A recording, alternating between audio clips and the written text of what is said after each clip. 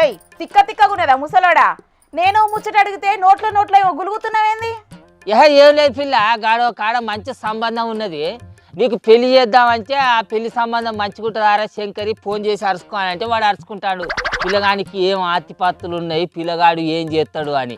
తాత వాడు తాళలో కూర్చొని తాగుతున్నాడు కాదే. నువ్వు ఫోన్ చేసిన వాళ్ళు తాళాల కూర్చొని తాగుతాడా, లేకపోతే దానికి పెళ్లి సంబంధం చూసినోడు తాళాల కూర్చొని తాగుతాడరా? మనం ఫోన్ చేయలేదా? కావాలే తాగుతారు. మరి అది ఏమనుకుంటది, నాకు తాగుబోతు సంబంధం చూస్తుందని అనుకోలే. అసలే నాన్న ముచ్చది, ఒక ముచ్చటకు 3 ముచ్చట్లు ముచ్చిస్తుంది అలక తక్కువది.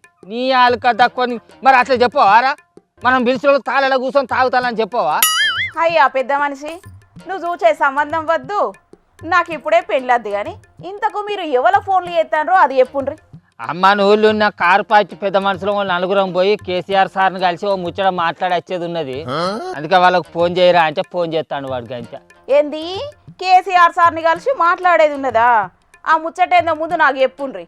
కేసీఆర్ సార్ దాకా పోవాలన్నా వద్దనేది నేను చెప్తా. ముచ్చటేందో నీకు చెప్పి పోరి అని అంటే నువ్వు పెద్ద ఇదా, నీ పెద్ద లెవెల్ అనేది కారు పాచ పెద్ద తోపు లీడర్ మా ఊళ్ళో ఏమన్నా? నీ బతికంతా నీ వేజ్ అంతానే. నువ్వు రాసిచ్చిన వార్తనే చక్కగా చదువు, 4 మందం వేసుకు అని అంటావు. నువ్వెంత నీకెవరు కాదు, నువ్వెంత చెప్పు, నువ్వు నాకు చెప్పేదాన్ని అయినవా? మరి లేకుంచేంద్రా ఆ కవితక్క కూడా గిత్తనే రేవు తావు లేకుండా మాట్లాడుతుందట.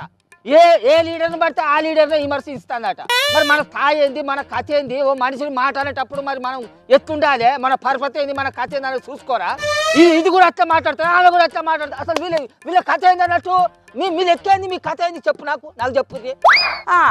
ఎవరినన్నా అన్న దాంట్లో తప్పే ఉన్నది.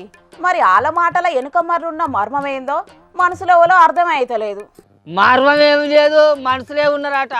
మరి అసలు ఈ కవితక్క తెలిసే మాట్లాడుతుందో లేకపోతే ఎవరైనా చెప్తేనే మాట్లాడుతుందో అర్థమే అవుతలేదు. మరి ఈమె మాట్లాడేటప్పుడన్నా జర్రంత చూసుకోవాలి కదా. మరి నేను ఎవరిని విమర్శిస్తానా, ఆ దెబ్బ ఎవరికి తగులుతుందా అని జర్రంతరన్నా ఆలోచన చేయాలి నా వద్ద శంకరి. మనల్లా మనం ముచ్చట. అయ్యో ఏమోనే తాత, ఆమె అధికారంలో ఉన్న పార్టీని విమర్శించిందంటే ఏమో అనుకోవచ్చు. కానీ అధికారం కోల్పోయి ప్రతిపక్షంలో ఉన్న కారు పార్టీని తిట్టుడేందో, కారు పార్టీ లీడర్లను టార్గెట్ చేసి మాట్లాడుడేందో అర్థమే అవుతలేదు. మా బాధ కూడా గదే కదా. ఇన్నొద్దులు ఆమె అని అనేది ఉంటే అయ్యో మా కేసీఆర్ సార్ బిడ్డ కదా అని ఓపిక వచ్చాం. కానీ ఇప్పుడు అసలుకే ఊకోం.